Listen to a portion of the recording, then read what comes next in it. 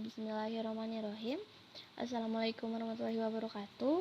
Perkenalkan, nama saya Angelina Yanti. Saya merupakan mahasiswi dari Fakultas Keguruan dan Ilmu Pendidikan untuk program studi Pendidikan Pancasila dan Kewarganegaraan Universitas Pamulang. Pada kesempatan kali ini saya akan menyampaikan materi mengenai hakikat konstitusi negara sebagai pemenuhan tugas dari mata kuliah Konstitusi Undang-Undang Dasar 1945. Sebagaimana untuk dosen saya yang terhormat dan selaku pembimbing saya Bapak Roni SPDMH. Kita mulai saja untuk presentasi hakikat konstitusi negara ini. Untuk yang pertama, kita akan membahas tentang pengertian dari konstitusi negara. Menurut Kamus Besar Bahasa Indonesia, konstitusi adalah segala ketentuan dan aturan tentang ketatanegaraan undang-undang dasar dan sebagainya. Konstitusi juga dapat diartikan sebagai undang-undang dasar dari suatu negara. Konstitusi itu hukum tertinggi yang membimbing dan membatasi pelaksanaan dari kekuasaan oleh pejabat pemerintah.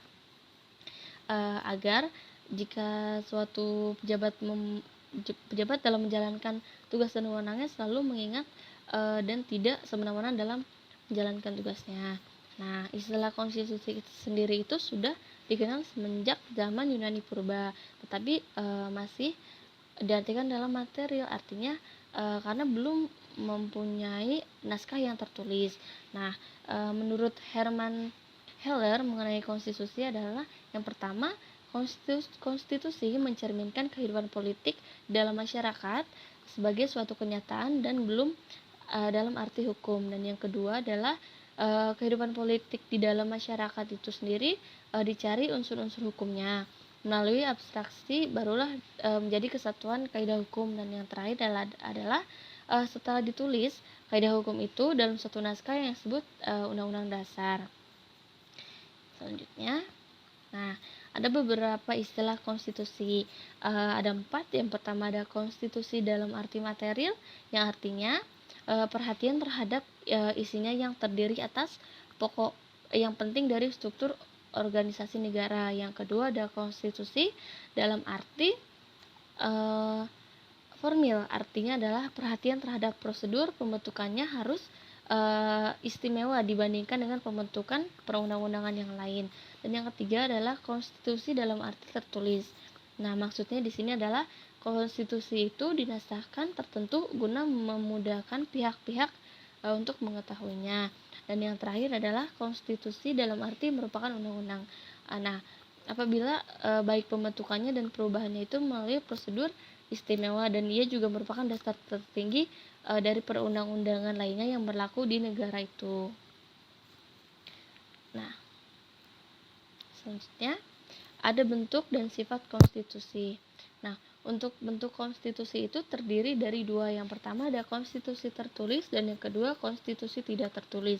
Untuk konstitusi tertulis dapat dicontohkan Undang-Undang Dasar 1945, ada ketetapan MPR dan peraturan pemerintah. Untuk konstitusi tidak tertulis sendiri bisa dicontohkan dengan pidato presiden yang dilakukan setiap tanggal 17 Agustus atau setiap memperingati HUT kemerdekaan Republik Indonesia. Yang kedua adalah sifat konstitusi. Sifat konstitusi itu terdiri menjadi 2. Ada yang pertama adalah kaku, yang artinya jika konstitusi itu sulit diubah dengan prosedur yang berbeda dengan prosedur yang membuat konstitusi tersebut. Dan yang kedua adalah fleksibel, yang artinya konstitusi tersebut memungkinkan adanya perubahan yang dapat dilakukan sewaktu-waktu sesuai dengan perkembangan dan tuntutan masyarakat serta prosedur pembuatan yang disebutkan dalam konstitusinya.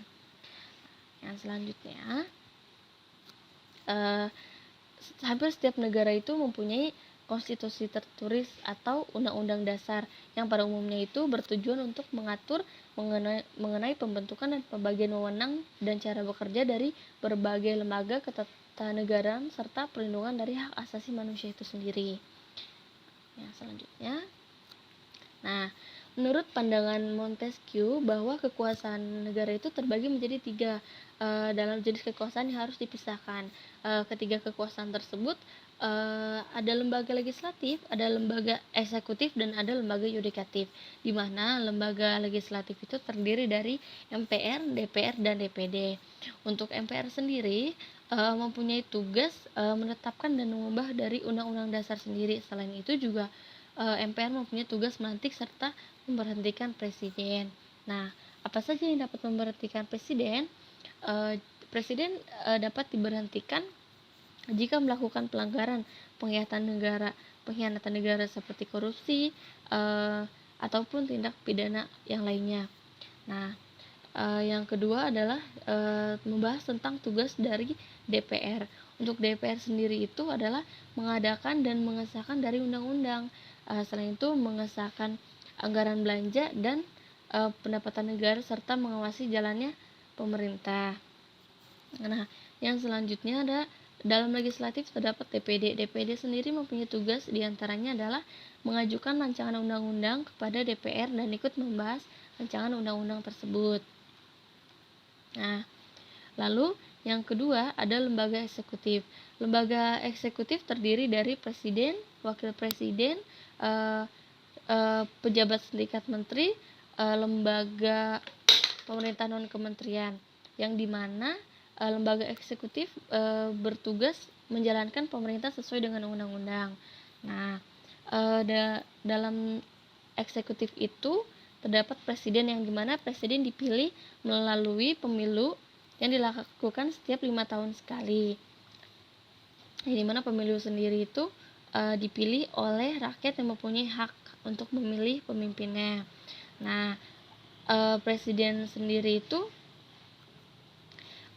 jika nanti sudah terpilih akan memilih anggota kabinetnya sendiri yang biasanya terdiri dari beberapa partai.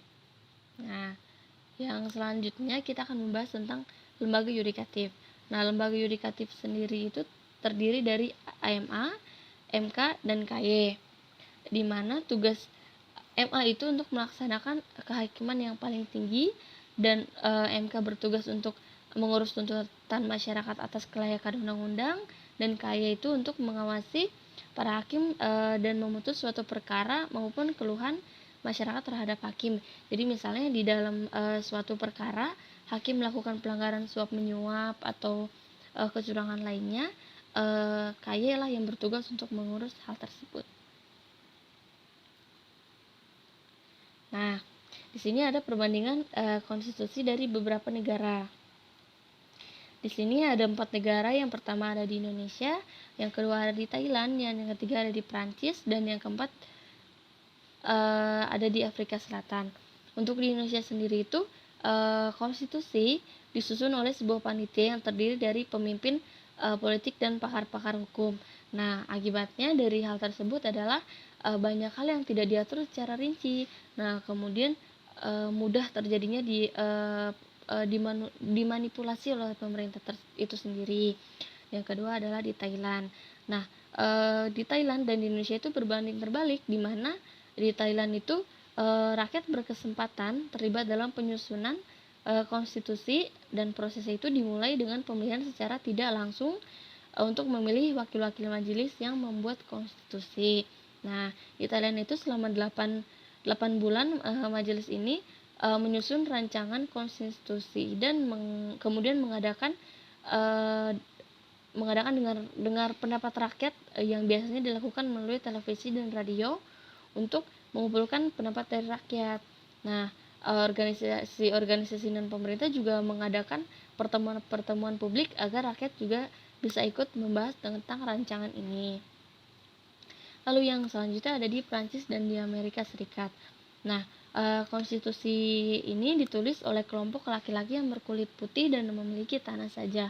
Memang terdengar sedikit rasis dan diskriminasi, tapi memang di Amerika Serikat ini sudah berjalan selama lebih dari 100 tahun, hanya mereka yang punya hak memilih dan hak memilih tanah.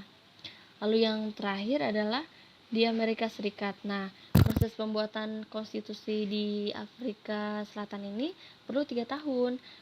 Mereka mengadopsi konstitusi sementara biar ada cukup waktu untuk konsultasi dengan rakyat. Nah, selama 3 tahun itu mereka membuat sosialisasi dan konsultasi dengan rakyat, dan setelah itu mereka mengadopsi konstitusi baru yang permanen.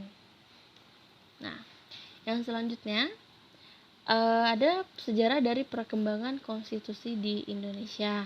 Di Indonesia itu terdapat 4 perkembangan, yang diantaranya ada periode pada tahun 1945 sampai 1949, yaitu pada tanggal 18 Agustus sampai 27 Desember, yang tentang penetapan Undang-Undang Dasar 1945. Nah, pada saat Republik Indonesia diproklamasikan itu pada tanggal 17 Agustus, Republik yang baru ini belum mempunyai Undang-Undang Dasar. Nah, kemudian sehari kemudian pada tanggal 18 Agustus 1945 barulah ada rancangan undang-undang yang disahkan oleh PPKI sebagai Undang-Undang Dasar Republik Indonesia setelah mengalami beberapa proses yang cukup panjang. Nah, yang selanjutnya ada periode pada tahun 1949 dan 1950, yaitu pada tanggal 27 Desember sampai 17 Agustus tahun 1950. Nah, perjalanan negara baru Republik Indonesia itu tidak luput dari rombongan pihak Belanda, yang dimana mereka juga menginginkan kembali untuk berkuasa di Indonesia. Nah, akibatnya dari keinginan Belanda tersebut, Belanda mencoba untuk mendirikan negara-negara seperti Sumatera Timur, negara Indonesia Timur, negara Jawa Timur, dan sebagainya. Nah, maka sejalan dengan usaha Belanda tersebut, maka terjadilah agresi Belanda pada tahun 1947 dan agresi II pada tahun 1948, dan ini mengakibatkan diadakannya KMB yang melahirkan negara Republik Indonesia Serikat.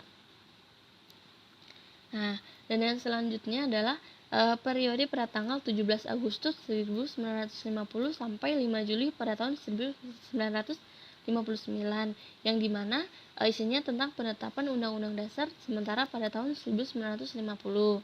Nah, periode federal dari Undang-Undang Dasar Republik Indonesia Serikat pada tahun 1949 merupakan perubahan sementara, karena sesungguhnya bangsa Indonesia itu sejak 17 Agustus 1945 menghendaki sifat kesatuan. Maka Republik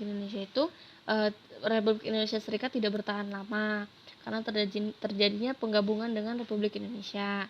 Nah, hal ini mengakibatkan wibawa dari pemerintah Republik Indonesia Serikat menjadi berkurang. Akhirnya dicapailah kesepakatan untuk mendirikan kembali Kesatuan Republik Indonesia. Untuk yang terakhir, periode pada tanggal 5 Juli tahun 1959 sampai dengan sekarang. Nah, yang ini berisi tentang penetapan berlakunya kembali Undang-Undang Dasar 1945. Nah, dengan dekret Presiden pada tanggal 5 Juli 1959, berlakulah kembali Undang-Undang Dasar 1945 dan perubahan Majelis Permusyawaratan Rakyat sementara Orde Lama pada masa 1959 dan 1965. Nah, menjadi Majelis Permusyawaratan Rakyat sementara Orde Baru. Nah, perubahan itu tuh dilakukan karena Majelis Permusyawaratan Rakyat sementara Orde Lama dianggap kurang mencerminkan pelaksanaan Undang-Undang Dasar 1945 secara murni dan konsekuen. Demikian penyampaian presentasi saya pada kali ini. Kurang lebihnya saya mohon maaf dan terima kasih untuk perhatiannya. Wassalamualaikum warahmatullahi wabarakatuh.